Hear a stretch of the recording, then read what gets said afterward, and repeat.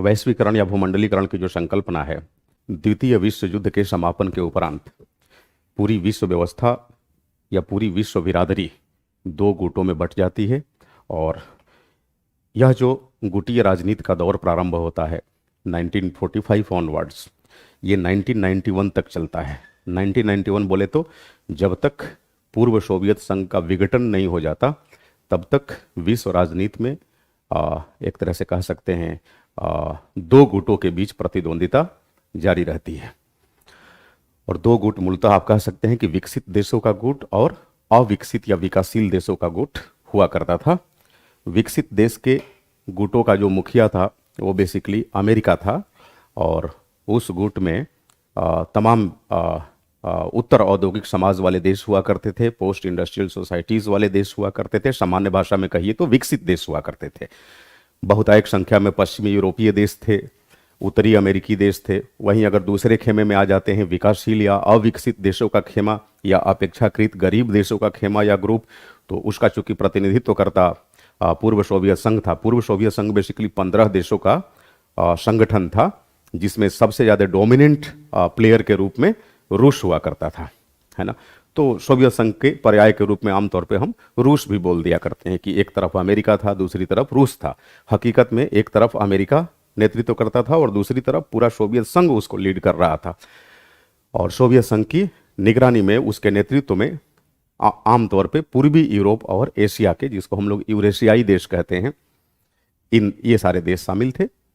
भारत जैसे देश इन गुटीय राजनीति से अपने आप को अलग रखे हुए थे, क्योंकि हम नए नए आज़ाद हुए थे और नहीं चाहते थे कि किसी भी तरीके से हमारी आज़ादी पर ग्रहण लगे। हम विश्व के अंदर जो खेमेबाजी चल रही थी विश्व राजनीति में, उसमें से किसी का भी हिस्सा नहीं बनना चाहते थे। इसलिए हमने गुट तटस्थता की नीति अपनाई, गुट निरपेक्षता की नीति अपनाई, जिसे हम लोग नाम कहते हैं, नॉन अलाइंड मूवमेंट, है ना, NAM। एनीवे, इस दौरान हमने देखा कि जो दो गुटों के बीच पूरी विश्व व्यवस्था बटी हुई थी, पूरा विश्व समुदाय बटा हुआ था, उसका मूल आधार वैचारिक था। यानी विचारधारा के आधार पर विश्व में दो गुट बने हुए थे। और उन विचारधाराओं का नाम क्या था? एक विचारधारा थी पूंजीवाद की विचारधारा और दूसरी विचारधारा थी समाजवाद की विचारधारा। पूंजीवाद की विचारधारा एक ऐसी विचारधारा है जो मूलतः उदारीकरण की अवधारणा पर टिकी होती है ना। मैं आपको पीछे की क्लासेस में समझाया होगा कि उदारीकरण एक ऐसी व्यवस्था है जो उदार लोकतंत्र की वकालत करती है। उदार लोकतंत्र का मतलब ये हुआ कि देश में लोकतांत्रिक शासन प्रणाली होगी, है ना। लोकतांत्रिक शासन प्रणाली का मतलब कि बहुमत के आधार पर शासन व्यवस्था संचालित होगी, लेकिन इस शासन प्रणाली में राज्य की भूमिका बेहद संकुचित होगी। सीमित राज्य की संकल्पना यहाँ प्रतिपादित होती है, या सीमित राज्य की संकल्पना में यहाँ यकीन किया जाता है। सीमित राज्य का मतलब हुआ कि आर्थिक मोर्चे पर, इकोनॉमिक फ्रंट पे राज्य की भूमिका बेहद सीमित होगी, ना के बराबर होगी। और जहाँ तक लॉ एंड ऑर्डर का संबंध है, कानून व्यवस्था के क्रियान्वयन सुनिश्चित करने का संबंध है, ये दायित्व, ये दारोमदार, ये जिम्मेदारी राज्य के पास होगी। राज्य यहाँ चाहकर भी बहुत ज़्यादा लोक कल्याणकारी नहीं हो पाता है। हालांकि उदारवाद के भी अपने अपने संदर्भ हैं। अगर आप सकारात्मक उदारवाद में जाएंगे तो वहाँ जरूर देखेंगे कि वहाँ भी आर्थिक मोर्चे पर राज्य की भूमिका सीमित ही होती है, लेकिन राज्य यहाँ कुछ मामले में कल्याणकारी हो सकता है। समाज के वंचित तबके के लिए कल्याणकारी नीतियों का क्रियान्वयन कर सकता है, लेकिन सीमित स्तर पर। इसीलिए कहा जाता है कि सीमित राज्य की संकल्पना, ये उदारवाद की पहचान होती है। समाजवाद सीधे इससे अलग होता है। समाजवाद राज्य की एक तरह से कह सकते हैं भूमिका को व्यापक बनाता है और वैयक्तिक स्वतंत्रता को संकुचित करता है। राज्य की भूमिका को इसलिए व्यापक बनाया जाता है ताकि राज्य ही यह सुनिश्चित करे कि आर्थिक संसाधनों का किस तरीके से न्यायोचित वितरण सुनिश्चित हो पाएगा। यहाँ न्यायोचित वितरण का मतलब हुआ कि देश के अंदर रहने वाली भिन्न भिन्न प्रकार की जो आबादी है, अलग अलग तरह की आबादी या अलग अलग तरह के सामाजिक समूहों की वास्तविक जरूरतें क्या हैं, और उनकी ज़रूरतों को ध्यान में रखते हुए फिर राज्य उन ज़रूरतों को पूर्ण करने का प्रयास करता है अपने विवेक से। तो यहाँ पर राज्य की भूमिका बढ़ जाती है। राज्य लोक कल्याण को लेकर समर्पित रहता है। और लोक कल्याण वही चाहिए होता है जहां आमतौर पे जनता पिछड़ी हो, आर्थिक रूप से गरीब हो, अपने स्तर पे अपने उत्थान को सुनिश्चित कर पाने में एक तरह से कह सकते हैं सक्षम ना हो। तो वहाँ पर हम आमतौर पे समाजवादी आर्थिक विचारधारा को तरजीह देते हैं। तो सामान्यतः यह गरीब देशों की पहचान होती है। गरीब देशों के अंदर सामाजिक आर्थिक व्यवस्था की तरफ एक कह सकते हैं कि नेचुरली एक झुकाव देखा जाता है, एक टिल्टिंग देखी जाती है। और जहां उन्नत समाज हो, उन्नत समाज मतलब एक तरह से कह सकते हैं विकसित समाज हो, आर्थिक रूप से, सांस्कृतिक रूप से, है ना, तो वहां पर आमतौर पे लोग अपनी वैयक्तिक स्वतंत्रता को अधिक तरजीह देते हैं और व्यक्तियों के स्व विवेक को बढ़ावा दिया जाता है। हर व्यक्ति अपने स्व विवेक के आधार पे, अपनी योग्यता के आधार पे अपनी स्वतंत्रता का लुत्फ उठाता है। यानी अर्थव्यवस्था के क्षेत्र में किसको किस तरीके से आगे बढ़ना है ये राज्य निर्धारित नहीं करेगा, बल्कि व्यक्ति स्वयं निर्धारित करेगा। और यही वो अवधारणा है जो पूंजीवाद एक तरह से कह सकते हैं निजीकरण को बढ़ावा देती है। निजीकरण को बढ़ावा देती है। जैसे मान लीजिए मुझे कोई उद्यम स्थापित करना हुआ तो ये मैं खुद डिसाइड करूंगा कि कैसे मुझे व्यापार करना है, विश्व के किन किन देशों के साथ करना है, किन किन कंपनियों के साथ हमें ज्वाइंट वेंचर में जाना है। इसमें राज्य का हस्तक्षेप नहीं होगा। ये निजीकरण की पहचान होती है ना। तो पूंजीवादी आर्थिक विचारधारा वाले देशों के अंदर यही सारी चीजें देखने को मिलती है। तो आमतौर पे जो उन्नत देश होते हैं, धनवान देश होते हैं, वो पूंजीवाद को गाहे बेगाहे समर्थन देते हैं। तो इसीलिए आप कह सकते हैं कि विश्व जो दो गुटों में बटा हुआ था, जो अमेरिका के नेतृत्व वाला संपन्न देशों का गुट था, वो पूंजीवादी आर्थिक विचारधारा को पूरे विश्व में फैलाना चाहता था। वहीं दूसरी तरफ पूर्व सोवियत संघ, जिसका डोमिनेंट प्लेयर रूस हुआ करता था, इसके नेतृत्व वाले जो दूसरा खेमा था विश्व का, वो चाहता था कि पूंजीवाद हावी ना हो, बल्कि पूरे विश्व व्यवस्था पर समाजवाद हावी हो, या समाजवाद के माध्यम से पूंजीवाद को रोका जाए। यही वैचारिक संघर्ष धीरे धीरे कटु होते गया और एक वक्त ऐसा आया कि दोनों गुट अपने अपने यहाँ एक तरह से कह सकते हैं बेतहाशा दर से वेपन्स ऑफ मास डिस्ट्रक्शन इकट्ठा करने लगे, घातक हथियारों का जखेरा इकट्ठा करने लगे, और ऐसा प्रतीत होने लगा कि विश्व में कभी भी तीसरा विश्व युद्ध छिड़ सकता है। मतलब दोनों खेमे की तरफ से जम के विश्व युद्ध की तैयारियां होने लगी। ये युद्ध की तैयारियां क्यों होने लगी? वास्तव में युद्ध हो नहीं रहा था, केवल युद्ध की तैयारियां हो रही थी, और मानसिक रूप से दोनों पक्ष ये मान बैठे थे कि कभी भी युद्ध हो सकता है। मतलब हम युद्ध के लिए पूरी तरह तैयार हैं, लेकिन युद्ध में जा नहीं रहे हैं। इसी को बोला जाता है शीत युद्ध। यानी प्लानिंग सारी युद्ध वाली ही होगी। आशंका, संशय की भाव एक दूसरे के प्रति, प्रतिपक्षियों के प्रति ये बना रहेगा, लेकिन युद्ध होगा नहीं। ये दौर द्वितीय विश्व युद्ध के उपरांत और 1991 में जब पूर्व सोवियत संघ का विघटन होता है, तब तक ये जारी रहता है। तब तक ये जारी रहता है। 1991 में क्या होता है आपने पढ़ा होगा, मैं आपको बताया हूं पीछे की क्लासेस में। 1991 में पूर्व सोवियत संघ, जिसको हम लोग कहते हैं अर्स्टवाइल यूएसएसआर, इसका डिसइंटीग्रेशन हो जाता है, विघटन हो जाता है, डिसइंटीग्रेशन हो जाता है, विघटन हो जाता है। अब जाहिर सी बात है, यह जो गुट था ये विश्व का दूसरा गुट था, सेकेंड गुट, है ना, सेकेंड ग्रुप। इसको दूसरी धुरी भी बोलते हैं, सेकेंड पोल। फर्स्ट पोल कौन सा था? अमेरिका के नेतृत्व वाला पश्चिमी देशों का ग्रुप। अब चूंकि इस खेमे के द्वारा समाजवादी सोशलिज्म को बढ़ावा दिया जा रहा था।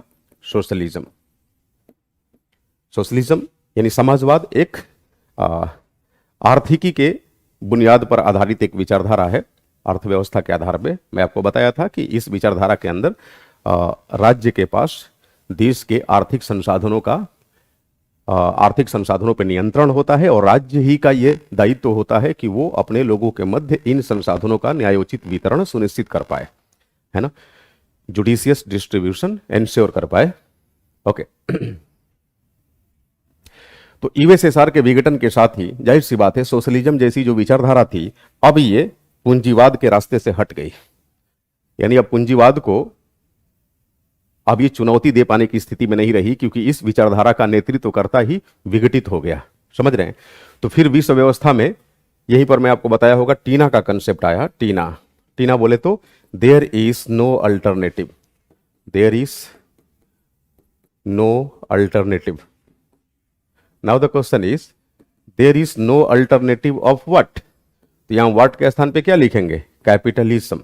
कैपिटलिज्म, कैपिटलिज्म यानी पूंजीवाद का अब कोई विकल्प नहीं, पूंजीवाद का कोई विकल्प नहीं। ठीक है।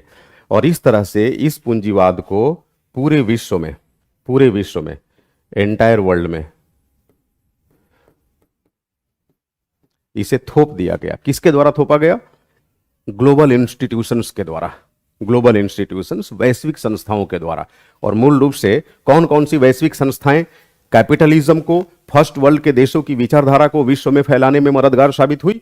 तो आपका जवाब होगा विश्व बैंक, वर्ल्ड बैंक, अंतर्राष्ट्रीय मुद्रा कोष, इंटरनेशनल मॉनेटरी फंड, विश्व व्यापार संगठन, WTO एटसेट्रा। ये 2-3 संस्थाओं का नाम हमेशा आप कोट करेंगे आंसर राइटिंग में, क्योंकि ये बेहद महत्वपूर्ण भूमिका निभाई।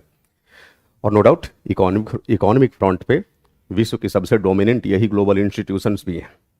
तो इन वैश्विक संस्थाओं के माध्यम से पूरे विश्व में क्या किया गया? पूंजीवाद को प्रसारित किया जाने लगा। और इन्होंने, इन तीनों संस्थाओं ने या इन जैसी संस्थाओं ने पूरे विश्व पर कैपिटलिज्म को डिसेमिनेट करने के लिए, स्प्रेड आउट करने के लिए, विस्तारित करने के लिए, प्रसारित करने के लिए किन हथकंडों का सहारा लिया? इनके द्वारा जो हथकंडे अपनाए गए, जो वेआउट्स अपनाए गए, जो तरीके अपनाए गए, वो क्या थे? 3 तरीके थे। उन तरीकों को हम लोग शॉर्ट में बोलते हैं LPG। LPG, एल बोला जाता है liberalisation, in Devanagari it is called उदारीकरण। तो उदारीकरण तो एक तरह से कह सकते हैं कि पूंजीवाद को दिया जाने वाला वैचारिक समर्थन है। समझ रहे हैं मेरी बात? उदारवाद, देखो जो पूंजीवाद है, पूंजीवाद की मूल में उदारवाद एक विचारधारा है, और उदारवादी आर्थिक विचारधारा की बुनियाद पर पूंजीवाद का सृजन होता है। समझ रहे हैं मेरी बात? तो उदारवाद ने पूंजीवाद को वैचारिक समर्थन देना शुरू किया। बताया जाने लगा कि कैसे अर्थव्यवस्थाओं को उदार बनना चाहिए, क्योंकि जब तक अर्थव्यवस्थाएं उदार नहीं बनेंगी तब तक पूंजीवाद को नहीं अपनाया जा सकता। दूसरी बात, जब अर्थव्यवस्थाएं उदार बनेंगी तब हम किस तरफ मूव करेंगे? प्राइवेटाइजेशन की तरफ मूव करेंगे। प्राइवेटाइजेशन की तरफ मूव करेंगे, यानी पब्लिक सेक्टर से हटेंगे, सरकारी क्षेत्र से हटेंगे, निजीकरण पे आ जाएंगे। निजीकरण है ना? और जब हम अर्थव्यवस्थाओं को उदार बना देंगे, प्राइवेटाइजेशन की तरफ मूव करेंगे, तो फिर विभिन्न अर्थव्यवस्थाओं का एकीकरण आसान हो जाएगा, और इस तरह से हम अर्थव्यवस्थाओं को एकीकृत करेंगे। इसको बोला गया वैश्वीकरण या भूमंडलीकरण। वैश्वीकरण या भूमंडलीकरण, समझ रहे हैं मेरी बात? Globalisation, globalisation. तो वैश्वीकरण की अगर बुनियाद में देखा जाए, क्योंकि इसी टॉपिक को मैं लास्ट क्लास में, सेकंड क्लास में डिस्कस किया होगा आपके साथ। भूमंडलीकरण, भूमंडलीकरण का मतलब होता है वैश्विक अर्थव्यवस्थाओं का एकीकरण।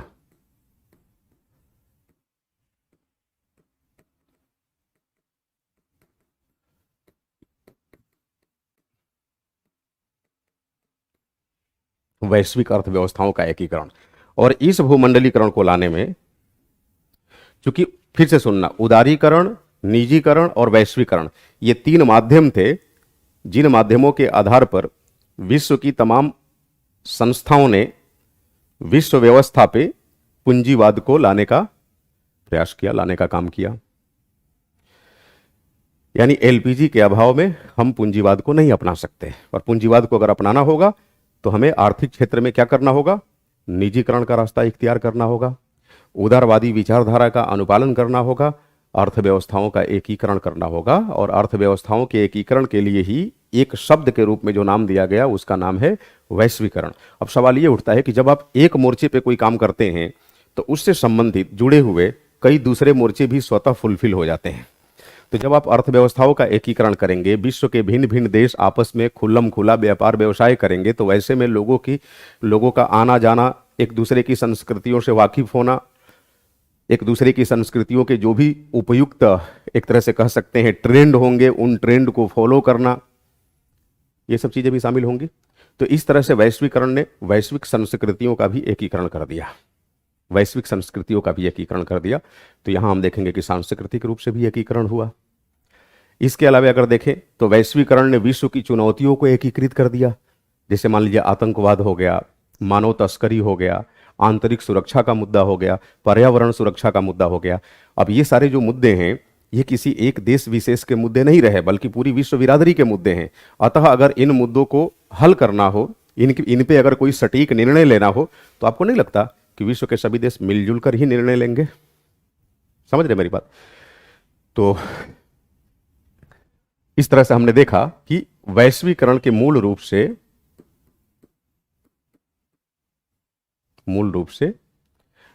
तीन चार आयाम है। पहला, वैश्वीकरण या भूमंडलीकरण के, इसी को भूमंडलीकरण भी कहते हैं, भूमंडलीकरण। तो वैश्वीकरण अथवा भूमंडलीकरण के कुल कितने आयाम हैं?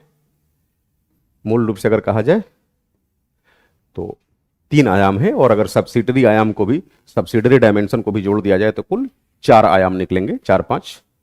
देखिए, वैश्वीकरण का जो प्रथम आयाम है वो है आर्थिक आयाम।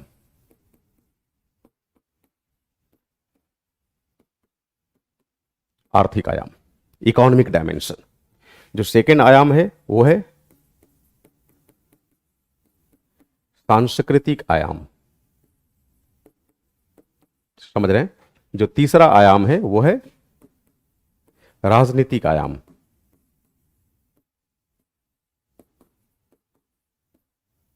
है ना? इसके अलावा आप कह सकते हैं 9 संभावित आयाम।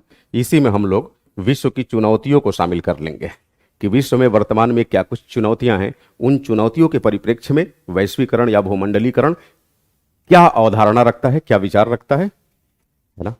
तो कह सकते हैं वैश्विक चुनौतियां,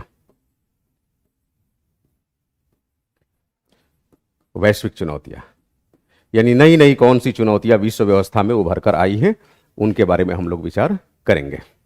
ठीक है, देखो अगर आपको याद आ रहा होगा तो आर्थिक आयाम के बारे में मैंने आपको बताया होगा कि विश्व की अर्थव्यवस्थाओं का एकीकरण वैश्वीकरण है। अब अर्थव्यवस्थाओं का एकीकरण कैसे होता है, इस पे हम लोग एक बार बात करेंगे, लेकिन इससे पहले आपको बताऊं, भूमंडलीकरण के संदर्भ में, वैश्वीकरण के संदर्भ में कुछ ऐसे अंतर्राष्ट्रीय संबंध से संबंधित या अंतर्राष्ट्रीय संबंध विषय खंड से संबंधित जो विचारक हैं, उन विचारकों ने अपनी अपनी राय व्यक्त की है। जैसे मार्शल मैकलुहान ने कहा है कि वैश्वीकरण अथवा भूमंडलीकरण की वजह से पूरा विश्व एक गांव के रूप में तब्दील हो गया। यानी उसने वैश्विक ग्राम की संकल्पना व्यक्त की है। किसने व्यक्त की है? Marshall McLuhan. रुको कलम का रंग बदल लूं, बड़ा खूबसूरत लगेगा, है ना?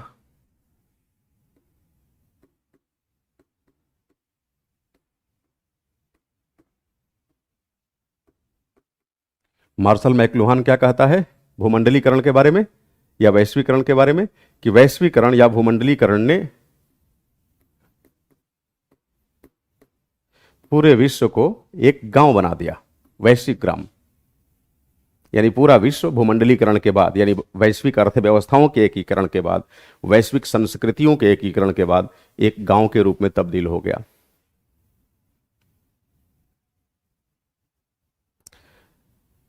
इसके साथ ही अगर कहें, एक और विचारक है एंथनी गिडिंस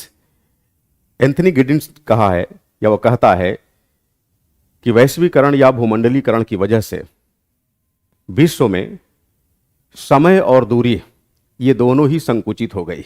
यानी वैश्वीकरण के आने के बाद समय भी संकुचित हो गया, दूरी भी संकुचित हो गई।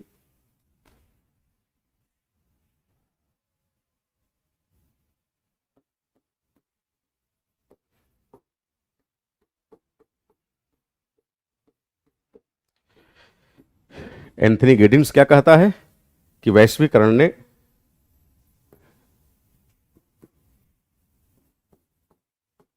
समय तथा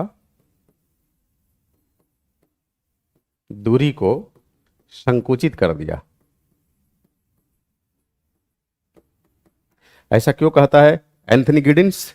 ऐसा इसलिए कहता है कि वैश्वीकरण की वजह से, है ना, वैश्वीकरण की वजह से सूचना क्रांति आई, इंफॉर्मेशन टेक्नोलॉजी में काफी बूस्ट हुआ, मतलब संचार के क्षेत्र में तीव्रता आई, मीडिया क्रांति हुई, एक तरह से कह सकते हैं सोशल मीडिया का दौर शुरू हो गया, फेसबुक, ट्विटर, गूगल, यूट्यूब, इसके अलावा प्रिंट मीडिया, इलेक्ट्रॉनिक मीडिया में भी उभार आया।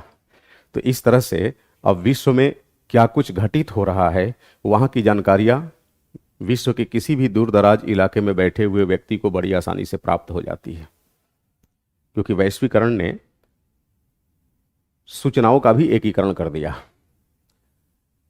अब बीबीसी लंदन को हिंदुस्तान के अंदर अपने ऑफिसेस स्थापित करने की आवश्यकता नहीं है, अपने ऑफिस सेटअप करने की आवश्यकता नहीं है।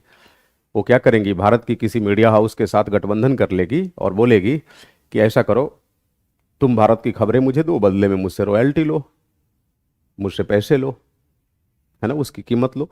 और इस तरह से विश्व के किसी भी देश में बैठा हुआ एक मीडिया हाउस पूरे देश की सूचनाओं को इकट्ठा कर सकता है और पूरे विश्व में दिखा सकता है। तो इस तरह से दूरियां घटी, समय घटा, एक तरह से समय और मानसिक दूरियां घटी, कह लीजिए मानसिक दूरियां। आप यहीं बैठे विश्व की हर खबरें प्राप्त कर रहे हैं। प्लस यातायात के क्षेत्र में भी तमाम तरह के रेल कॉरिडोर्स, है ना, एयर कॉरिडोर्स, ये सब बनने लगे। विश्व के भिन्न भिन्न देशों की राजधानियों को रेलवे से लिंक किया जाने लगा, हवाई सेवाएं शुरू की जाने लगी। ये सब वैश्वीकरण के दौर में हुआ। तो इस तरह से वैश्वीकरण के दौर में संचार के क्षेत्र में, सूचना क्रांति के क्षेत्र में, यातायात के क्षेत्र में तीव्रता से विकास हुआ। और इस विकास की वजह से विश्व के अलग अलग देशों में रहने वाले लोगों के मन मस्तिष्क में जो मानसिक दूरियां पहले हुआ करती थी, वो दूरियां पट गई, वो दूरियां घट गई। और यहीं से विश्व नागरिकता की चेतना का आविर्भाव होता है, विश्व नागरिकता की चेतना विकसित होती है। अब वर्तमान संदर्भ में केवल भारत में अगर कुछ गड़बड़ हो रहा है तो उसको लेकर बड़ा तत्पर हो जाते हैं, अपने विचार व्यक्त करने लगते हैं। अच्छा हुआ तो अप्रिशिएट करते हैं, बुरा हुआ तो उसे डिप्रेशिएट करते हैं, उसकी भर्त्सना करते हैं, आलोचना करते हैं। अब ये बात केवल अपने देश के अंदर खाने तक सीमित नहीं रही। विश्व में कहीं भी अगर कुछ गड़बड़ होता है तो दूसरे देशों के लोग उस पर अपना विचार रखने लगते हैं, अपने अपने देश में विरोध करने लगते हैं कि हमारी सरकार उस देश की सरकार पर दबाव डाले, वहां जो भी हो रहा है ठीक नहीं हो रहा है। तो इसे कहा जाता है विश्व नागरिकता की चेतना। तो वैश्वीकरण ने विश्व नागरिकता की चेतना का विकास किया। और जब विश्व नागरिकता की चेतना लोगों के मध्य विकसित होगी, लोगों के मन मस्तिष्क में, लोगों के इनर कॉग्निशन में डेवलप होगी, तो वैसे में आप कह सकते हैं कि समय और दूरी संकुचित हो जाएगी। इसीलिए एंथनी गिडिन्स ने कहा कि वैश्वीकरण ने विश्व में समय तथा दूरी को संकुचित कर दिया है, संकुचित कर दिया है। समझ रहे हैं?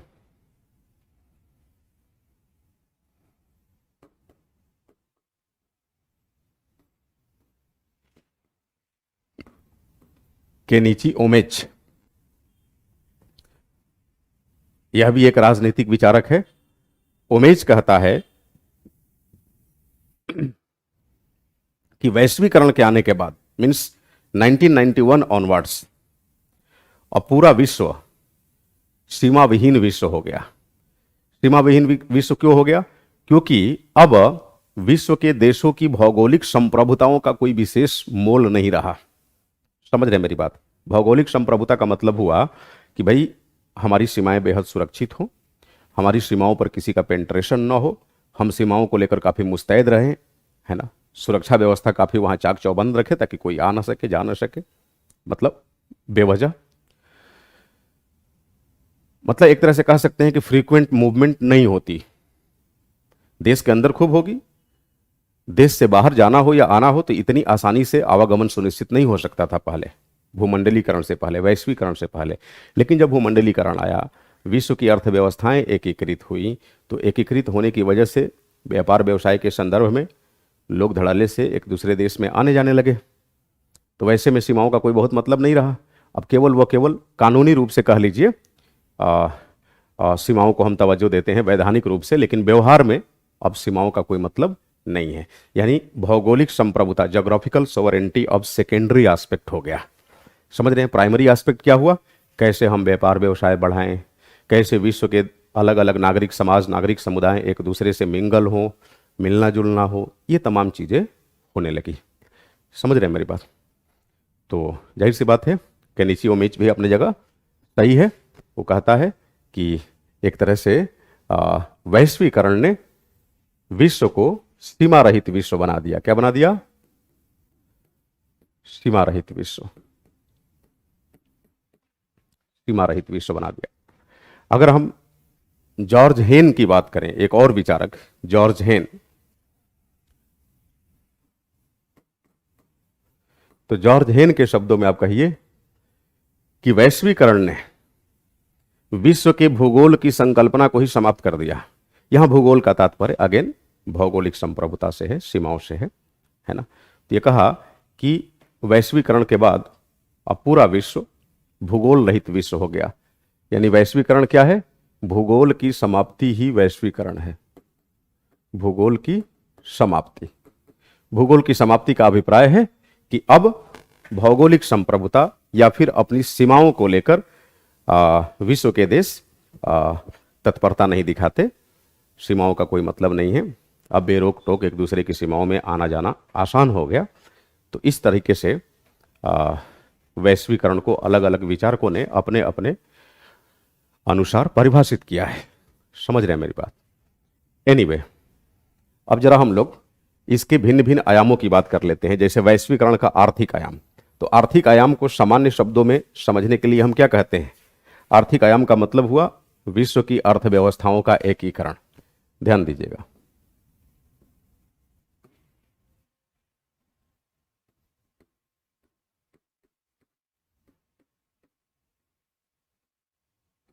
वैश्वीकरण का सामान्य मतलब, खास करके अगर इसके हम आर्थिक आयाम पे हम वैश्वीकरण को परिभाषित करें, है ना।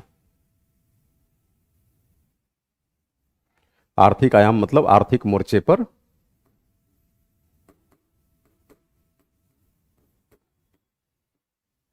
आर्थिक आयाम पर वैश्वीकरण का मतलब क्या हुआ? वैश्विक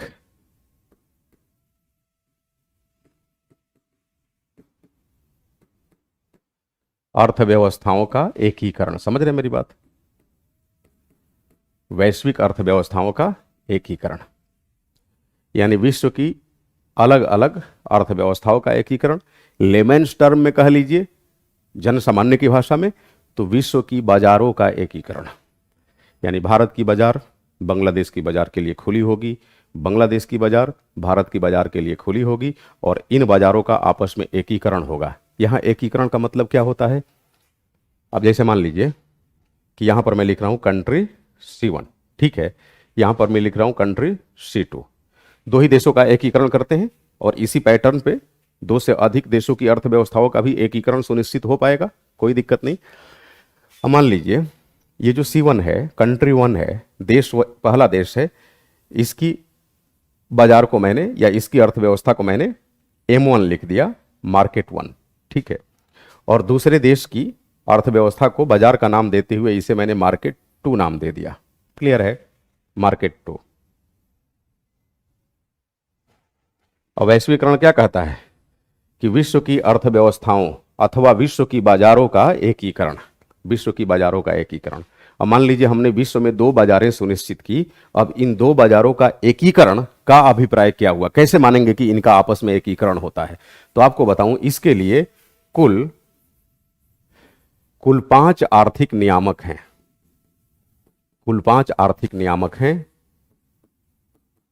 आप कह सकते हैं there are altogether 5 economic aspects or economic ingredients, rather you can say there are altogether 5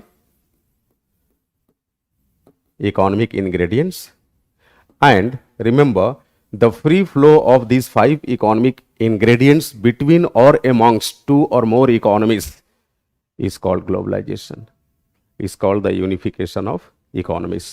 अब ये 5 ingredients कौन कौन से हैं? इनको सामान्य भाषा में समझने के लिए मैं आपको एक पैटर्न बताता हूं, उसको याद रखेंगे। GACEL,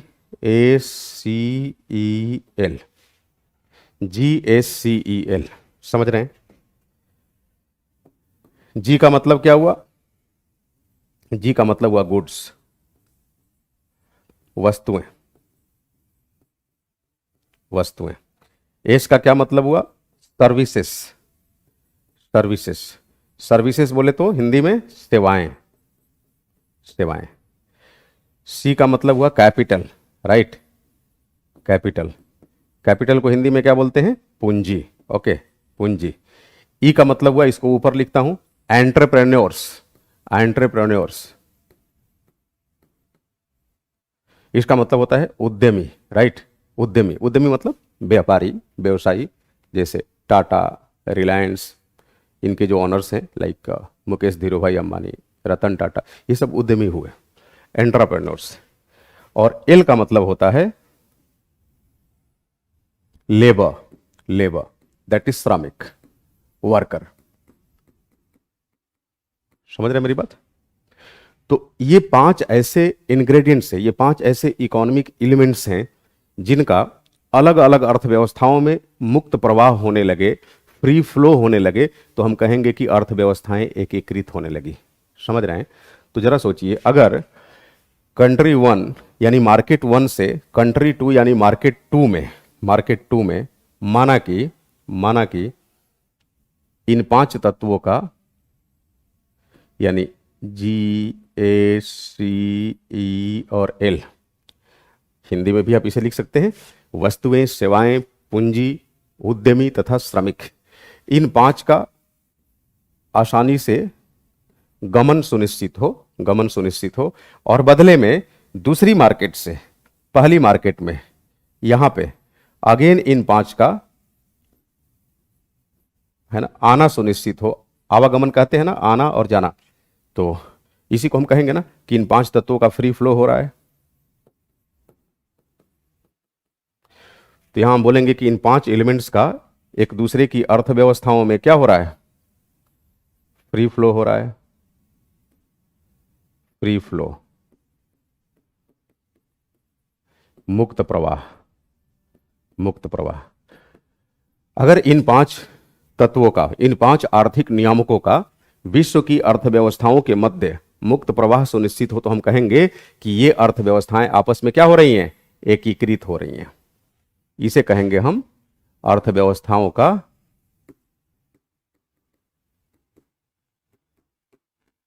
एकीकरण, राइट।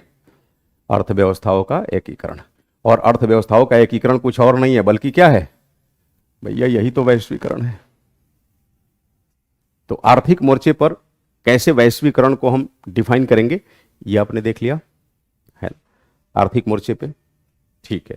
जाहिर सी बात है, इससे व्यापार व्यवसाय को बढ़ावा मिलेगा, है ना।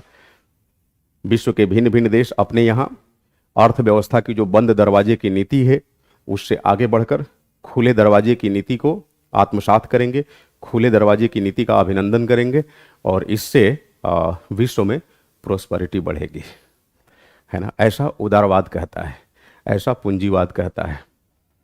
अब इसके प्रोज एंड कॉन्स क्या हैं, संक्षेप में मैं उस पर भी डिस्कशन आपके साथ करूंगा, ठीक है। तो चलो, हम लोगों ने वैश्वीकरण को आर्थिक आयाम पे, आर्थिक मोर्चे पर समझा। अब हम आते हैं वैश्वीकरण के सांस्कृतिक आयाम पर, ठीक है, दूसरे आयाम पे ध्यान दीजिएगा।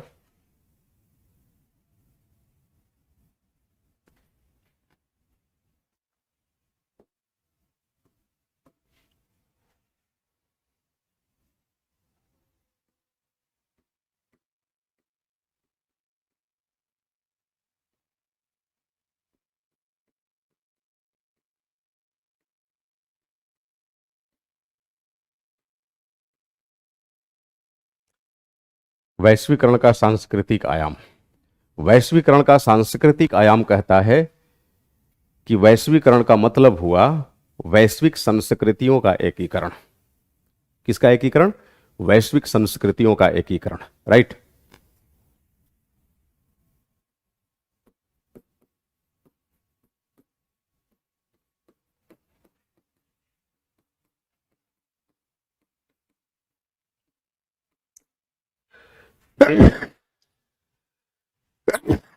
सॉरी।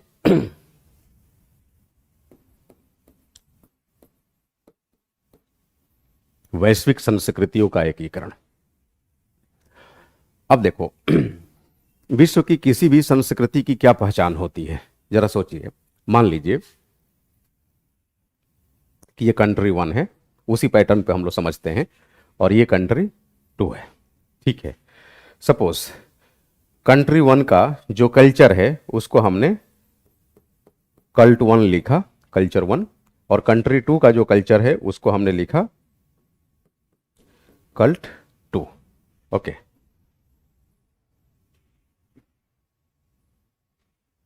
किसी भी देश की कल्चर को अगर पहचानना हो तो हम कल्चर को किन आधारों पर पहचानते हैं? इस आधार पर पहचानते हैं कि भाई वहां पर लोगों का सामाजिक व्यवहार कैसा है आपस में। सामाजिक व्यवहार, सामाजिक व्यवहार का मतलब होता है कि एक तरह से कह सकते हैं सोशल कंडक्ट्स कैसे हैं, सिविल कंडक्ट्स कैसे हैं, मतलब शादी विवाह वगैरह वगैरह ये सब कैसे होता है, रीति रिवाज कह लीजिए, सामाजिक व्यवहार।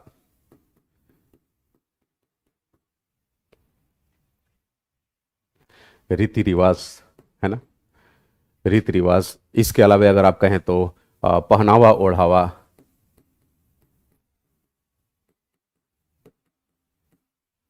वेशभूषा,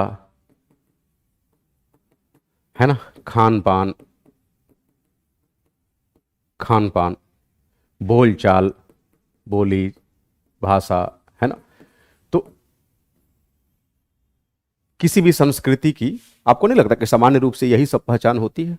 यही सब पहचान होती है। अब जरा सोचिए, ये जितनी पहचान मैं यहां आपके सामने रखा हूं, इस देश की संस्कृति के साथ भी लागू होगी और इस देश की संस्कृति के साथ भी लागू होगी। अब जरा सोचिए, संस्कृतियों का एकीकरण का मतलब क्या हुआ? संस्कृतियों का एकीकरण का मतलब यह हुआ कि कंट्री वन के जो कल्चरल एस्पेक्ट्स हैं, जिसको मैंने यहां परिभाषित किया है, ये सारे एस्पेक्ट्स सपोज कंट्री टू के द्वारा अपनाए जाने लगे, कंट्री टू से संबंधित ये सारे एस्पेक्ट्स कंट्री वन के द्वारा अपनाए जाने लगे, तो क्या इसे संस्कृतियों का एकीकरण आप नहीं बोलेंगे? बोलेंगे। तो संस्कृतियों के एकीकरण का अगर सीधे सीधे व्यवहारिक संदर्भ में अगर इसका एग्जाम्पल देखना हो तो आप कह सकते हैं कि आज जो आप घुटने पे कटे हुए जीन्स पहनते हैं, है ना, वो क्या है? क्या वो भारतीय संस्कृति का पहनावा ओढ़ावा है? नहीं, ये पश्चिमी संस्कृति से संबंधित वेशभूषा है, पहनावा ओढ़ावा है ना। फटे कपड़े पहन के उसे शान शौकत समझना और बाहर निकल जाना, फैशन समझना, ये क्या दर्शाता है? ये दर्शाता है कि हमने बाहर की संस्कृतियों के जो संदर्भ हैं उनको आत्मसात किया है। ठीक है। अब पता चला कि आप मास्को में किसी व्यक्ति को पब्लिक मीटिंग में बांसुरी बजाते हुए देख रहे हैं, लॉर्ड कृष्णा का वेशभूषा अपनाया है, भगवान कृष्ण बन के वो बांसुरी बजा रहा है, या कोई राधा बन के मटकते हुए घूम रही है। ये क्या दर्शाता है? ये दर्शाता है कि उन्होंने हमारी संस्कृतियों से भी कुछ अपनाया। तो इस तरह से संस्कृतियों का आवागमन होता है, और जब बड़ी आसानी से संस्कृतियों का आवागमन सुनिश्चित हो जाए तो समझ लीजिए कि हम वैश्वीकरण के दौर में जी रहे हैं। समझ रहे हैं मेरी बात? वो अलग बात है कि आगे हम लोग इसको क्रिटिसाइज करेंगे कि वैश्विक संस्कृतियों के एकीकरण का सबसे ज्यादा फायदा किसको मिला, नुकसान किसको हुआ है। क्योंकि इतना तो तय है कि हिंदुस्तान में शायद ही कोई ऐसा युवा होगा जो पश्चिमी मॉडल पर आधारित जीन्स टी शर्ट वगैरह ना पहनता हो। लेकिन यह जरूरी नहीं है कि पश्चिमी यूरोप के अंदर या यूरोपीय या अमेरिकी देशों में शायद ही कोई युवा होगा जो धोती कुर्ता पहन के घूमता हो, है ना। कहाँ से पहन के घूमेंगे? हमने अपने परंपरागत वेशभूषा को तिलांजलि दे दी है, तो दूसरों पर क्या क्या असर छोड़ेंगे? कुछ नहीं। असर छोड़ने के लिए जाहिर सी बात है, पहले आपको उसे अपने व्यवहार में लाना होगा, बनाए रखना होगा। हम तो अपनी सांस्कृतिक पहचान को खुद ही मिटाते जा रहे हैं और फर्जी के विश्व गुरु बनने की लालसा रखते हैं। ऐसे थोड़ी होता है। विश्व गुरु हम जुमलों में बन सकते हैं, हकीकत में संभव नहीं है। हकीकत में विश्व गुरु बनने के लिए हमें अपनी राजनीतिक छाप दूसरों पे छोड़नी होगी, सांस्कृतिक छाप दूसरों पे छोड़नी होगी, आर्थिक छाप छोड़नी होगी, और इन तीनों ही मोर्चों पे हम लगातार कमजोर पड़ते जा रहे हैं, है ना। तो मन बहलाने के लिए ख्वाब अच्छे हैं, इस तरह की चीज़ें आप कह सकते हैं, है ना, कि हमें विश्व गुरु बनना है, पुरानी गरिमा वापस लानी है। कौन सी पुरानी गरिमा वापस लाने की बात होती है? कौन सी गरिमा है? ऐसी कोई बात है जिसको हम गरिमा के रूप में शो कर सकें? हिंदुस्तान का पूरा मध्यकाल अधर में रहा, आधुनिक काल गुलामी में रहा, प्राचीन काल का कोई सुस्पष्ट इतिहास नहीं है, तो कौन सी गरिमा? खैर चलो,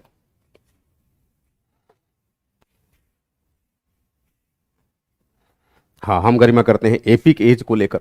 एपिक एज, रामायण, महाभारत, पुष्पक विमान, जिसको अगर सही से वैज्ञानिकता पे अगर आप उसका आकलन करें तो वैज्ञानिक मानकों पे वो अवधारणाएं टिक नहीं पाती हैं, क्योंकि कोई वैज्ञानिक ऐतिहासिक साक्ष्य नहीं है उस तरह का, है ना।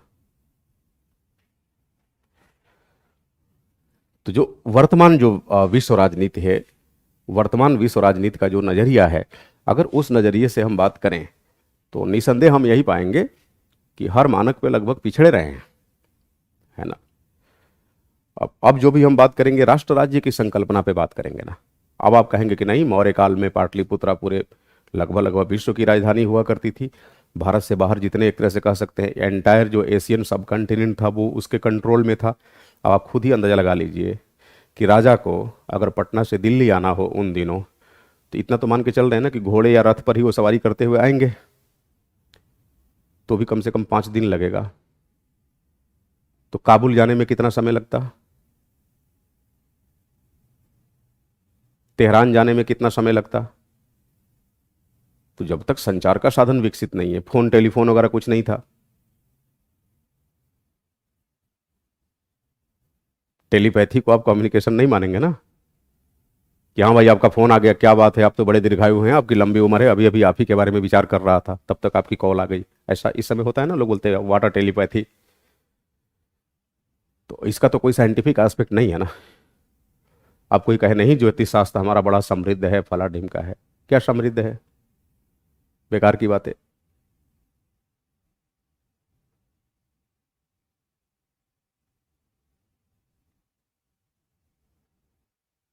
साक्ष्यों के आधार पर बात होनी चाहिए।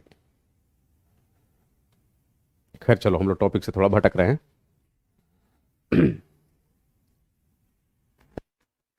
तो इस तरह से वैश्विक संस्कृतियों का जो एकीकरण है उसको भी हम क्या बोलते हैं, वैश्वीकरण बोलते हैं। और वैश्विक संस्कृतियों के एकीकरण की वजह से जानते हैं सबसे बड़ा मुद्दा क्या उभरा। वैश्विक संस्कृतियों के एकीकरण की वजह से विश्व में मानव अधिकारों की जो संकल्पना है, जिसको आप कह सकते हैं मानवाधिकार, मानवाधिकार की संभव एक तरह से संकल्पना प्रबल होकर उभरी। वैश्वीकरण से पहले जब वैश्विक संस्कृतियों का एकीकरण नहीं था, तो हमारे पड़ोस के देश के अंदर किस तरह की सामाजिक व्यवस्था चल रही है, उस सामाजिक व्यवस्था के क्या दोष है, क्या गुण हैं, उसके दोष और गुण से हम वाकिफ नहीं थे, क्योंकि वहाँ की खबरें हमारे तक नहीं आती थी, हमारी खबरें उन तक नहीं जाती थी। लिहाजा जहाँ जैसे चल रहा था, किसी को किसी से कोई मतलब नहीं है। देश के अंदर ही तमिलनाडु में क्या हो रहा है, बिहार में बैठे लोगों को कुछ पता नहीं। लेकिन अब तो न्यूयॉर्क में क्या हो रहा है, बिहार के दूर दराज के गांव में बैठे लोग भी देख लेंगे मीडिया के माध्यम से, और उस पर कमेंट कर डालेंगे कि यार यहाँ जो हो रहा है ये तो बड़ा अच्छा है, ये बड़ा बुरा है। वैश्वीकरण से पहले ये मुमकिन नहीं था, क्योंकि सूचना व संचार के क्षेत्र में कोई उस तरह की उन्नति नहीं हुई थी। अब उन्नति हुई तो ये लगने लगा कि यार एक देश के नाम पे कि ये हमारा देश है, हमारे मामले में कोई दूसरा हस्तक्षेप नहीं कर सकता, अगर हस्तक्षेप किया तो ये हमारी भौगोलिक संप्रभुता के अगेंस्ट जाएगा, जो उचित नहीं है।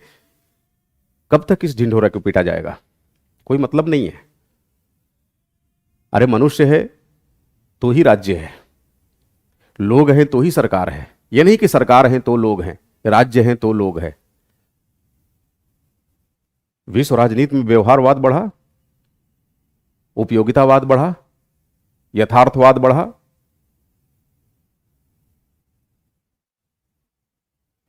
आदर्शवाद कमजोर हुआ।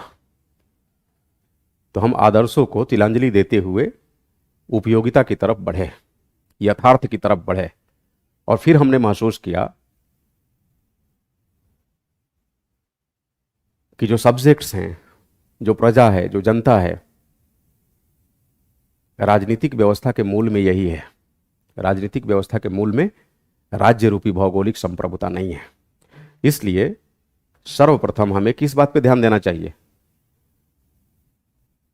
लोगों की वैयक्तिक स्वतंत्रता पे ध्यान देना चाहिए।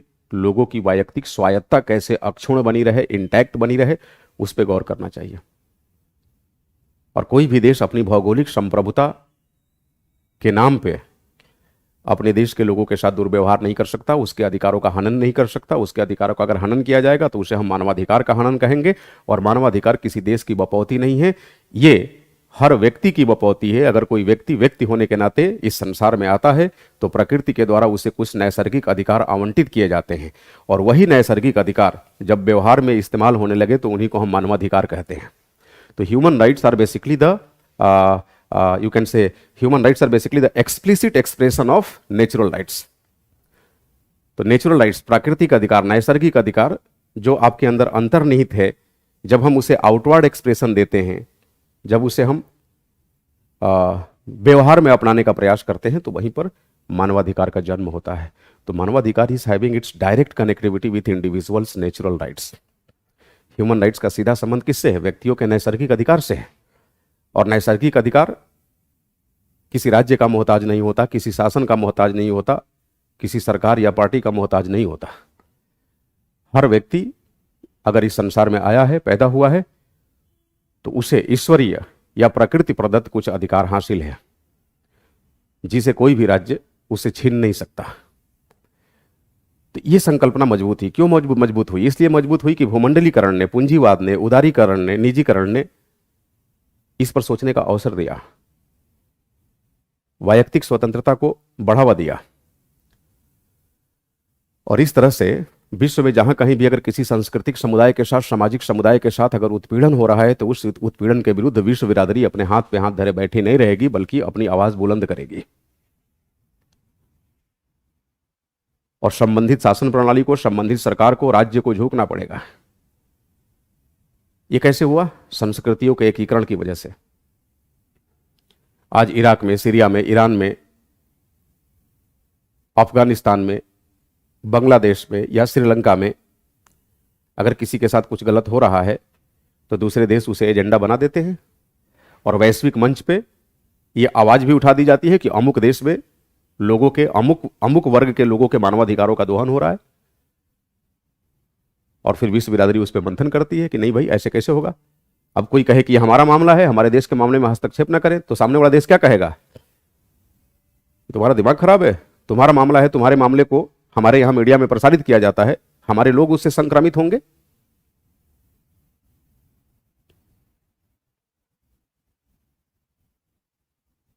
अब खुले मीडिया के दौर में, खुले संचार के दौर में हम सूचनाओं के आदान प्रदान को तो रोक नहीं सकते। तो नैतिक रूप से सामने वाले देश को विश्व बिरादरी की बातों को मानना पड़ेगा। अब आप मान लीजिए, आपकी कॉलोनी में सपोज 50 घर हैं, तो इसका मतलब ये थोड़ी हुआ कि आप अपने घर में आग लगा के छोड़ देंगे और बोलेंगे कि नहीं मेरा घर जल रहा है, तुम्हारा क्या? क्यों भाई, तुम्हारे घर में आग लगेगी तो बगल में भी तो आग लग सकती है। तो पड़ोसी को विरोध करने का अधिकार है। समझ रहे मेरी बात? तो इसीलिए अगर किसी देश में मानवाधिकार का हनन होता है, तो नेचुरली विश्व बिरादरी को यह नैतिक अधिकार प्राप्त हो जाता है कि हम उसके मामले में हस्तक्षेप करें। हाँ, हस्तक्षेप का मतलब यह नहीं हुआ कि हम अपने गलत मंसूबे को साबित करने के लिए हस्तक्षेप करें। हालांकि विश्व राजनीति की ऐसी जटिलताएं हैं कि कई मर्तबा ऐसा देखने को मिलता है कि सशक्त देश, मजबूत देश, शक्तिशाली देश अपने गलत मंसूबे को पूरा करने के लिए कमजोर देशों पर, है ना, मानवाधिकार के उल्लंघन का आरोप लगाते हुए उस पर हमलावर हो जाते हैं। और उसके मूल उद्देश्य होता है उसके आर्थिक संसाधनों का दोहन करना, जैसे अमेरिका के द्वारा आमतौर पे मिडिल ईस्ट के देशों के साथ, दक्षिण एशियाई देशों के साथ, अफगानिस्तान वगैरह, इराक वगैरह, इन देशों के साथ वो ऐसा किया है और करने की लालसा भी रखते हैं ऐसे देश। तो ये इसके नकारात्मक पक्ष हुए। बट सकारात्मक लिहाज से अगर देखा जाए तो वैश्वीकरण ने इतना तो साफ कर दिया कि भौगोलिक संप्रभुता के नाम पर आप मानवाधिकार का हनन नहीं करेंगे। अगर हनन करते हैं तो विश्व बिरादरी आपको रास्ते पे ला देगी दो तरीके से। पहले तो आपको मदद करेगी कि भाई अगर तुम्हें मदद चाहिए, तुम अपने दम पे अपने देश के लोगों के मानवाधिकार को सुरक्षित कर पाने में सक्षम नहीं हो, तो हमसे सहयोग लो, हम अपनी सेना तुम्हारे पास भेजेंगे। यूनाइटेड नेशन इसके लिए कुछ व्यवस्था करेगी, बोल देगी अमेरिका को, बोल देगी चीन को कि देख ले भाई, ये कूद के जाएंगे मदद करने। और अगर सरकार कहे नहीं नहीं आपको इससे क्या मतलब, ये मेरा अपना मामला है, तो विश्व बिरादरी समझ जाएगी कि आग में घी डालने वाला कोई और नहीं बल्कि यही सब है। तो वैसे में क्या होगा, विश्व बिरादरी अपने हस्तक्षेप के द्वारा लोगों के मानवाधिकार के हनन को रोकने का प्रयास करेगी। निसंदेह इस प्रक्रिया में भौगोलिक संप्रभुता का हनन होगा, तो हो जाने देंगे। वैश्वीकरण कहता है कि मानवाधिकार की रक्षा के नाम पे अगर भौगोलिक संप्रभुता का हनन हो रहा है तो हो जाए। 1991 से पहले ऐसा संभव नहीं था। यह सांस्कृतिक एकीकरण की वजह से संभव हो पाया। समझ रहे हैं मेरी बात?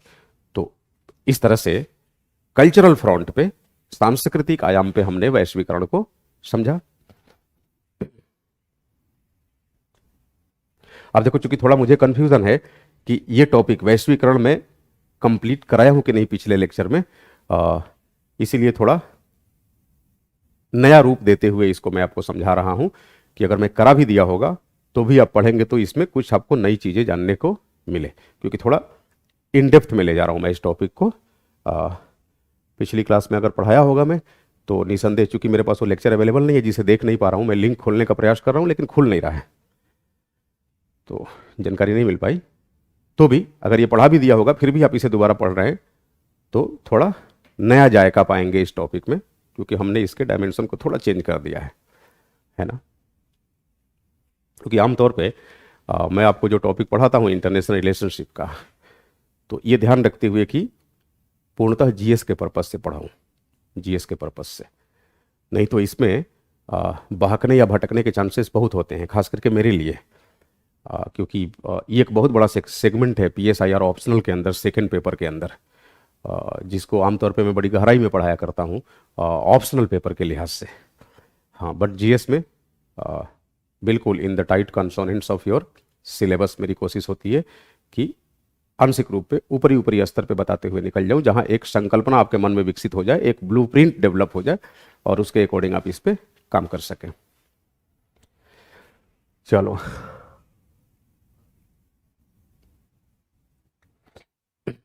हाँ, और इसी आयर के सिलेबस में, क्योंकि अभी हम लोग इंटरनेशनल रिलेशनशिप की बैकग्राउंड पढ़ रहे हैं, और इंटरनेशनल रिलेशनशिप की बैकग्राउंड पढ़ते समय आपको विश्व राजनीति के रास्ते ही बैकग्राउंड को समझना होता है, अन्यथा नहीं समझ पाएंगे। तो एक तरह से आप इसको कह सकते हैं कि हम लोग आयर के सिलेबस के पहले डायमेंशन के अंदर विश्व राजनीति पे चर्चा कर रहे हैं, क्योंकि जब तक भारत के संप्रभु अस्तित्व प्राप्त करने से पहले राजनीति की क्या दिशा थी, और भारत एक संप्रभु मुल्क के रूप में जब अस्तित्व में आया उस दौरान और उसके आगे अगले कह सकते हैं कम से कम 50 वर्षों तक विश्व राजनीति की दिशा क्या हुआ करती थी, जब तक उसे नहीं समझेंगे तब तक भारत की विदेश नीति को समझना मुश्किल होगा। तो इसके बाद हम लोग दूसरे डायमेंशन में भारत की विदेश नीति के बारे में पढ़ेंगे। हालांकि विश्व राजनीति के रुझान को समझने के दौरान भी भारत को केंद्र में रखेंगे, यानी हम भारत की नज़रिए से ही विश्व की राजनीति को समझेंगे। यानी जब भी विकासशील देशों की बात होगी तो वहाँ हम किसको ला देंगे, गाहे बेगाहे अपने देश को ला देंगे, भारत को ला देंगे, और फिर उसका विकसित देशों के साथ तुलना शुरू कर देंगे। तो यहाँ भी केंद्र में भारत ही है। आप भारत की ही विदेश नीति पढ़ रहे हैं, लेकिन भारत की विदेश नीति को समझने के लिए विश्व राजनीति की सामान्य जानकारी हमें चाहिए, अदरवाइज फिर इंटरनेशनल रिलेशनशिप रोट लर्निंग का हिस्सा हो जाएगा, रट्टेबाजी का विषय बन जाएगा, जो मैं नहीं चाहता कि मेरे विद्यार्थियों के लिए ये रट्टेबाजी का विषय हो। नहीं, ये बड़ा आसान है, देख रहे हैं। अब वैश्वीकरण के 2 मानक आपको मैंने बताया, आर्थिक मानक, आर्थिक आयाम और सांस्कृतिक आयाम। क्या इसको समझने में कहीं आपको दिक्कत आई? नहीं आई, बड़ा आसान है। तो एक बार जब बेसिक चीज़ें आप समझ जाएंगे तो फिर आगे समझना बड़ा आसान होगा। और जब भारत की विदेश नीति पढ़ाऊंगा तो वहाँ पर मेरा मेन फोकस होगा भारत तथा उसके पड़ोसी, क्योंकि आपके सिलेबस का वही हिस्सा है। और भारत तथा उसके पड़ोसी बताने के बाद मैं इंटरनेशनल इंस्टीट्यूशंस के बारे में डिस्कस करूंगा, और इस तरह से 3 आयामों में आपका ये सिलेबस, आयर का सिलेबस पूरा हो जाएगा। लगभग 50-55 घंटे का ये सिलेबस होता है जीएस पेपर 2 के लिहाज से, है ना। और जब भारत तथा विश्व पढ़ाऊंगा, भारत तथा विश्व या भारत तथा उसके पड़ोसी, और उसके साथ जब इंटरनेशनल इंस्टीट्यूशंस पढ़ाऊंगा तो वहीं पर आपको करेंट अफेयर से संबंधित चीज़ें देखने को मिलेगी। यहाँ तो अभी हम लोग पूर्णतः कंसेप्चुअल चीज़ें डिस्कस कर रहे हैं, है ना। तो यहाँ पर करेंट अफेयर्स का कोई रोल नहीं होता, ठीक है। यहाँ से एक बात और बता दूँ, यहाँ से सीधे सवाल भी आपसे नहीं पूछे जाएंगे। सवाल जो होंगे वो करंट ओरिएंटेड होंगे, बट उन करंट ओरिएंटेड सवालों को सही तरीके से एड्रेस करने के लिए ये कंसेप्चुअल इन डेप्थ आपके पास होनी चाहिए, नहीं तो आप एक तरह से आधा अधूरा ही उत्तर दे पाएंगे, है ना। किसी भी आंसर की बैकग्राउंड को तैयार नहीं कर पाएंगे, जो पूरे आंसर की खूबसूरती को बिगाड़ देगा। तो बेसिकली उसी पर्पस से हम लोग ये बात कर रहे हैं। अगले आप कह सकते हैं 15 से 20 घंटे हम लोग इन्हीं मानकों पर बात करेंगे, और इसे समझने के बाद इंटरनेशनल रिलेशनशिप को समझने के जो आपके आयाम है वो पूरी तरह खुल जाएंगे, है ना, जहां से कोई भी चीज मुश्किल नहीं होगी, है ना। चलो, ये हमने देखा सांस्कृतिक फ्रंट पे। अब जरा पीछे आ जाइए, राजनीतिक आयाम क्या है, पॉलिटिकल फ्रंट क्या है वैश्वीकरण का,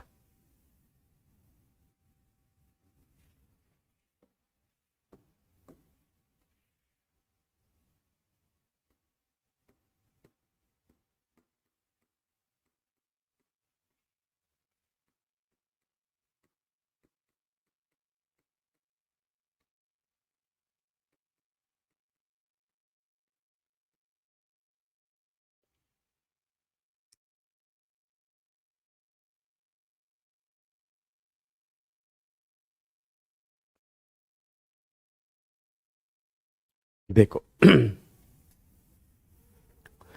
अगर हम वैश्वीकरण के राजनीतिक आयाम की बात करें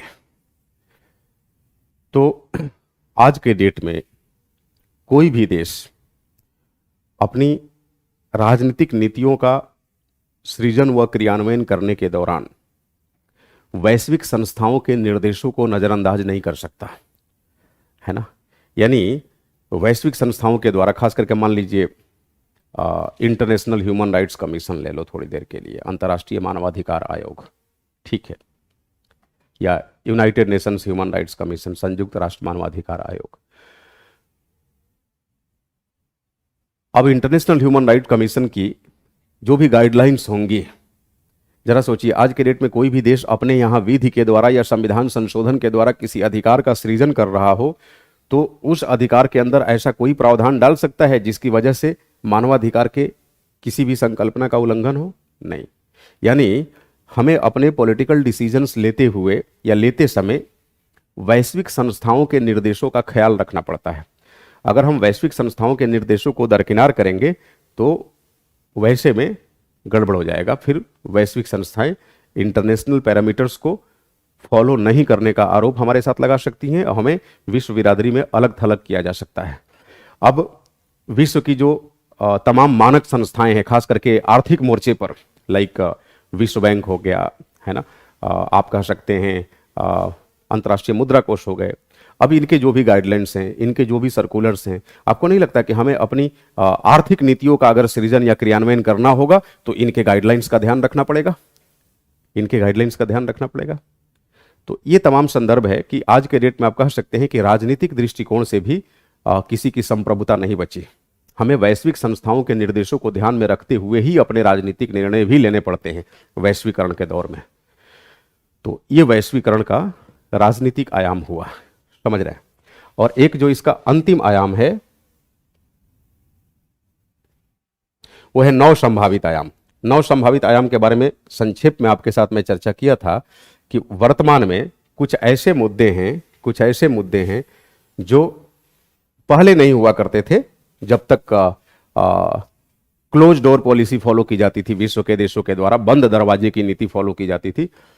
तो उस दौरान होता क्या था कि मान लीजिए इराक में किसी ने बम गिरा दिया तो हम मान के चले थे चलो यार इराक का मुद्दा है, कोई बम फोड़े जाए क्या मतलब।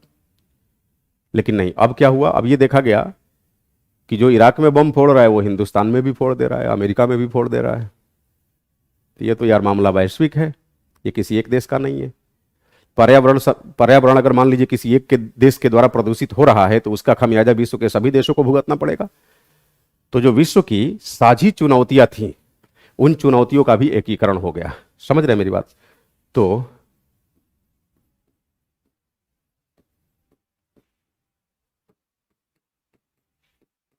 विश्व की चुनौतियों का एकीकरण। और विश्व की वर्तमान चुनौतियां क्या हैं? आतंकवाद,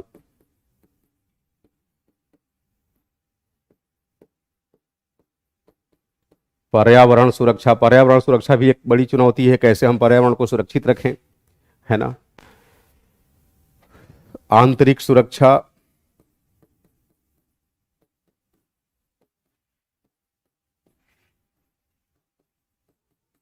इत्यादि। तो ये चुनौतियां भी एकीकृत हो गई और सब विश्व के सभी देश इस पर मिलजुल के काम करते हैं। जाहिर सी बात है किस तरीके से काम करेंगे इसके लिए अंतर्राष्ट्रीय संस्थाएं नियामक निर्धारित करेंगी और विश्व के देशों से यह अपेक्षा की जाएगी कि वे अपनी नीतियों के क्रियान्वयन में या फिर इन 9 संभावित क्षेत्रों पर काम करते समय, आतंकवाद को टैकल करते समय, पर्यावरण सुरक्षा को लेकर निर्णय लेते समय अंतर्राष्ट्रीय संस्थाओं के द्वारा निर्धारित मानकों का ध्यान रखें। क्लियर है ये बात? तो इस तरीके से हम लोगों ने वैश्वीकरण को समझा।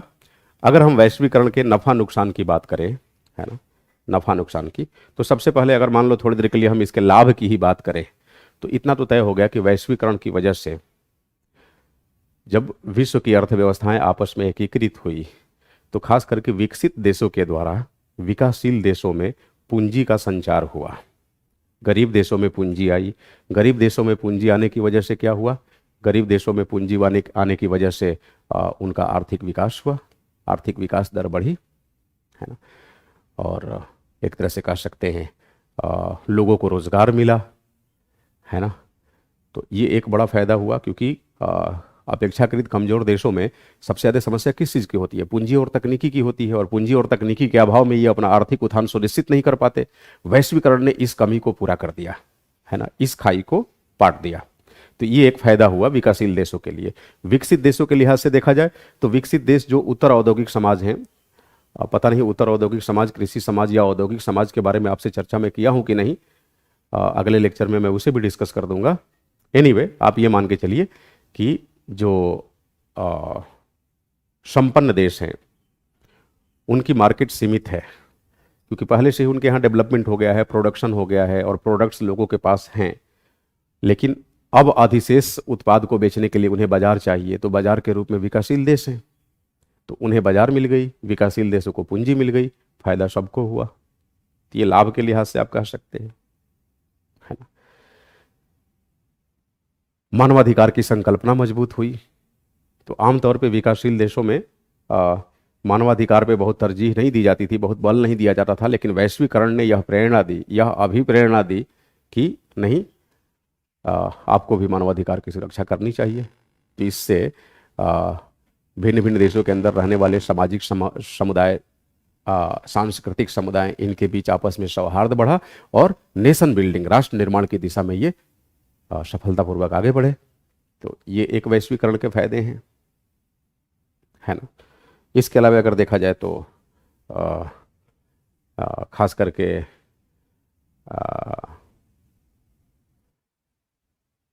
सूचना और संचार के क्षेत्र में कह सकते हैं मानसिक दूरियां घटी, विश्व नागरिकता की चेतना का विकास हुआ। एक तरह से विश्व का जो मानव संसाधन है, ह्यूमन रिसोर्स है, वो परिष्कृत हुआ, एनरिच्ड हुआ। ये वैश्वीकरण की वजह से संभव हो पाए। राज्य का हस्तक्षेप कम हुआ, राज्य का हस्तक्षेप कम हुआ तो लोगों की वैयक्तिक स्वतंत्रता में उभार आया।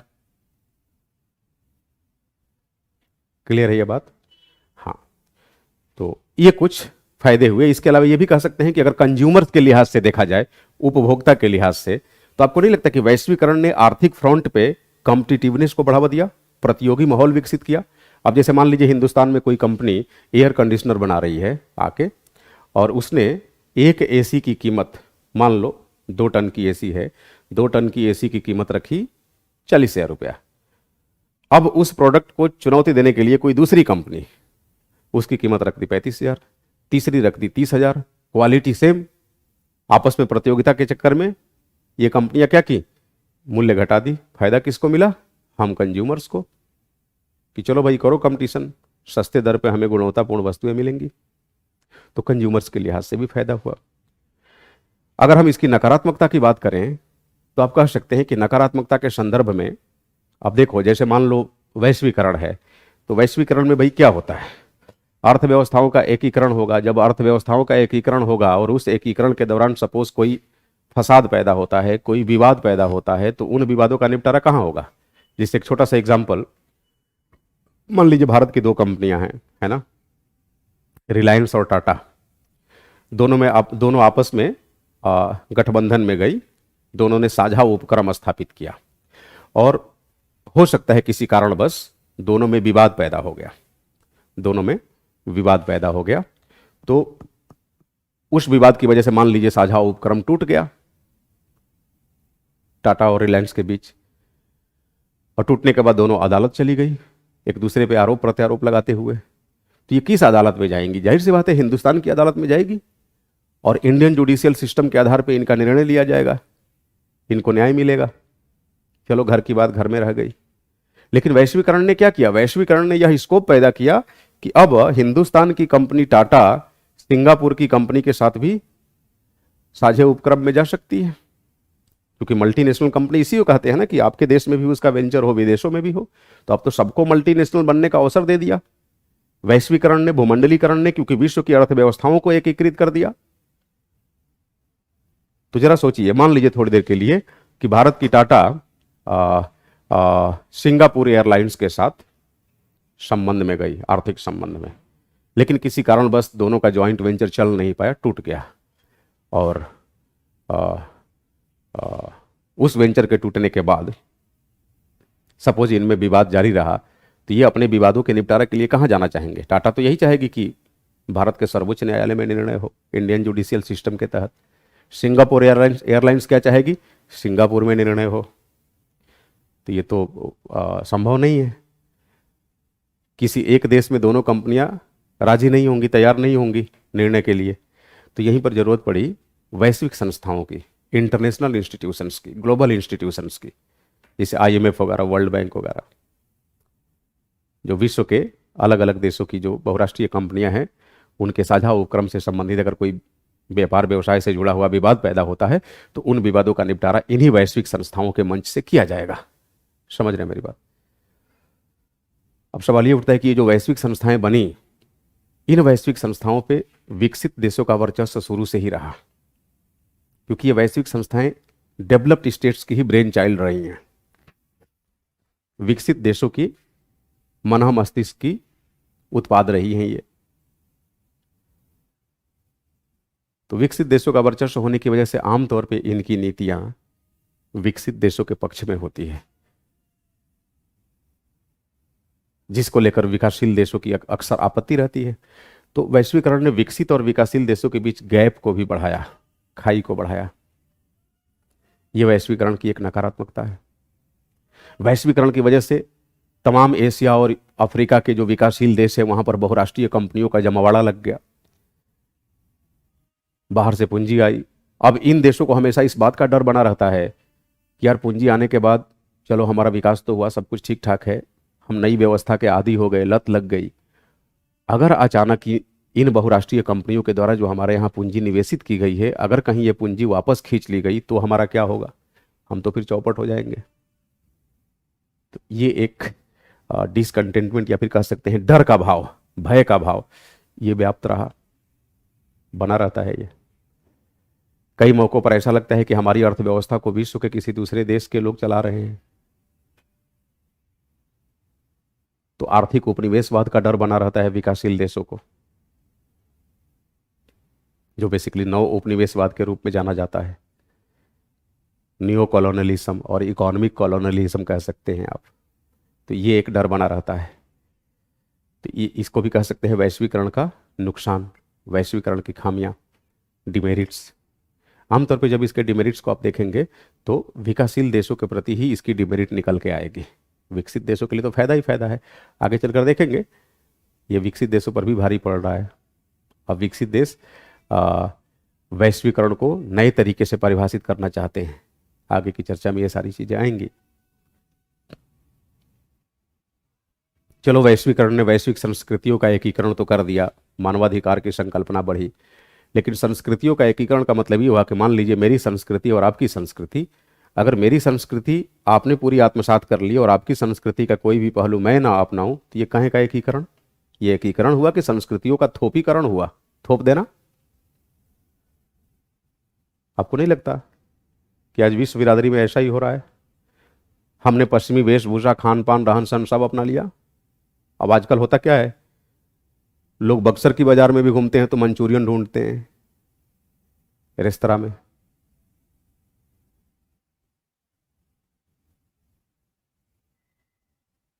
हरदोई की बाजार में लोग मंचूरियन ढूंढेंगे। क्या मंचूरियन भारतीय खान पान है?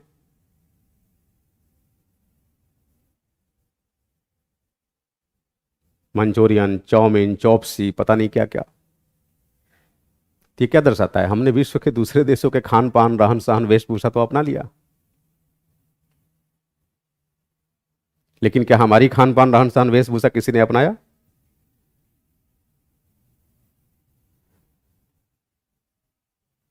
कोई भी अमेरिकी या ब्रितानी ऐसा मिलेगा जो अपने यहां अपने देश में ढूंढे कि कहीं लिट्टी चोखा मिल जाए, बाटी चोखा मिल जाए? चलो आज बैगन का भरता बनाते हैं, नहीं।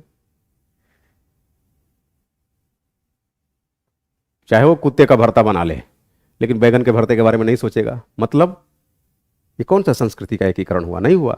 हमने उसकी संस्कृति अपना ली, या फिर आप यूं कह लीजिए कि यह साबित हो गया कि उसकी संस्कृतियां श्रेष्ठ है, जिसके पीछे हम पागल बने हुए हैं। तो पश्चिमी संस्कृतियां एक तरह से हावी हो गई विकासशील देशों पे। तो क्या आप इसको एक डिमेरिट नहीं बोलेंगे? चलो ठीक है, मानवाधिकार को तवज्जो देना अच्छी बात है, भौगोलिक संप्रभुता के ऊपर मानवाधिकार को प्रेफरेंस दिया ही जाना चाहिए, इसमें कोई बुराई नहीं। आप खुद भी देखेंगे तो आपको लगेगा कि ठीक है, व्यक्ति को प्राथमिकता देनी चाहिए, राज्य को नहीं। अच्छी बात है ये। लेकिन होता क्या है, कई दफा मानवाधिकार की आड़ में विकसित देशों द्वारा विकासशील देशों के आर्थिक संसाधनों का दोहन करने का प्रयास किया जाता है, उस पर आक्रमण करके अपने निजी स्वार्थ को, निजी हितों को साधने का प्रयास किया जाता है विकसित देशों के द्वारा। यहां पर तो भाई गड़बड़ है। तो ये वैश्वीकरण के नुकसान है।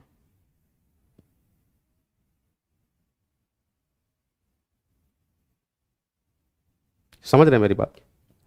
तो ये सब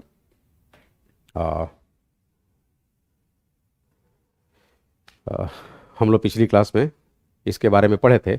एनीवे, अब हम लोग जो अगला टॉपिक होगा, जो संभवतः एकदम से फ्रेश टॉपिक होगा, आईआर, अंतर्राष्ट्रीय संबंध, इंटरनेशनल रिलेशनशिप। दो या दो से अधिक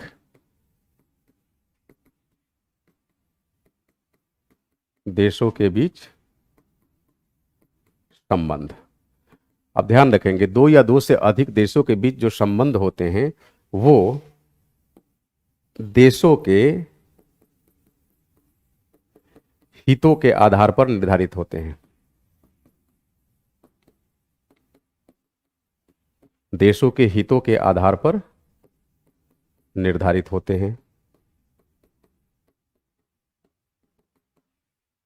अब सवाल ये उठता है कि हित मतलब इंटरेस्ट होता है कि किसी भी देश के हित आखिर किस पर टिके होते हैं। जैसे मान लीजिए हिंदुस्तान, तो हिंदुस्तान का वैश्विक संबंध में जाते समय जो हित होगा, जो इंटरेस्ट होगा, है ना, वे इंटरेस्ट हिंदुस्तान की किन परिस्थितियों पर आधारित होंगे। तो ध्यान रखेंगे, किसी भी देश का हित, है ना, किसी भी देश का हित उसकी सामाजिक आर्थिक परिस्थितियों पर आधारित होता है।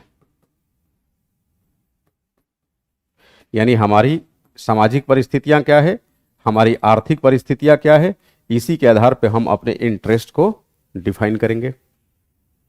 इसी के आधार पे हम अपने इंटरेस्ट को डिफाइन करते हैं और फिर वैश्विक संबंध में हम अपने हितों को साधने का प्रयास करते हैं। जो जितना उसे साध पाए, समझिए कि अंतर्राष्ट्रीय संबंध में उतना ही सफल रहा। और आपको बताऊं, सामाजिक आर्थिक परिस्थितियों को आधार बनाकर, है ना, जब विश्व के समुदाय को हम डिवाइड करते हैं,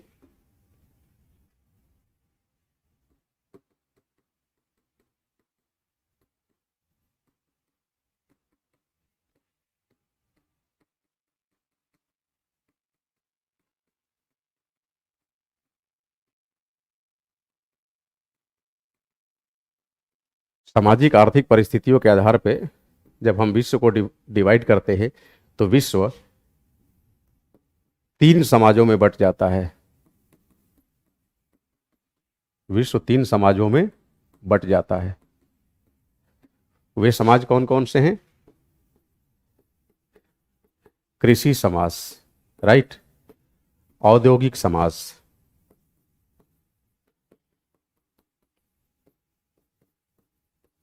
और तीसरा उत्तर औद्योगिक समाज।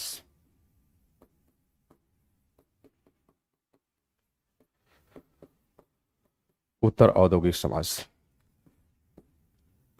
कृषि समाज की क्या विशेषता होती है, उन विशेषताओं को जानते हुए हम कृषि मूलक देशों के हितों को डिफाइन करेंगे। यानी कृषि समाज के अंदर क्या कुछ सामाजिक आर्थिक परिस्थितियां होती है, पहले उसका अवलोकन करेंगे हम लोग और उसी के आधार पर उसके हितों को निर्धारित करेंगे। प्लस औद्योगिक समाज जिन जिन देशों में पाया जाता है, उन देशों की सामाजिक आर्थिक परिस्थितियां कैसी होती है, उन सामाजिक आर्थिक परिस्थितियों के आधार पर उनके हितों को रेखांकित करेंगे और फिर देखेंगे कि विश्व राजनीति में, अंतर्राष्ट्रीय संबंध में वे किस तरह की भूमिका का निर्वहन करते हैं। और साथ ही साथ हम लोग उत्तर औद्योगिक समाजों के बारे में भी देखेंगे कि उत्तर औद्योगिक समाज के हित क्या हैं। जाहिर सी बात है, उन्हीं हितों पर आधारित उनकी अंतर्राष्ट्रीय राजनीति चलेगी। हाँ, बस अभी के लिए सामान्य अर्थ में आपको बता दूं कि विश्व के जो देश कृषि समाज और औद्योगिक समाज के रूप में जाने जाते हैं, या तो पूर्णतः कृषि समाज हो या कृषि समाज के साथ साथ औद्योगिक समाज भी हो, तो ऐसे देशों को हम लोग बोलते हैं विकासशील देश। क्या बोलते हैं? विकासशील देश। और विश्व के वे देश जो उत्तर औद्योगिक समाज के रूप में गिने जाते हैं, इन देशों को हम लोग बोलते हैं विकसित देश। विकसित देश। तो जब हम विकासशील तथा विकसित देशों के सामाजिक आर्थिक नियामकों को, सामाजिक आर्थिक परिस्थितियों को समझ लेंगे, तो फिर अंतर्राष्ट्रीय संबंध में मान लीजिए विकसित देश बनाम विकासशील देश के बीच के संबंध की बात होगी, तो उसको समझना बेहद आसान हो जाएगा। समझ रहे हैं मेरी बात? तो चलिए आज की चर्चा को मैं यहीं विराम देता हूं और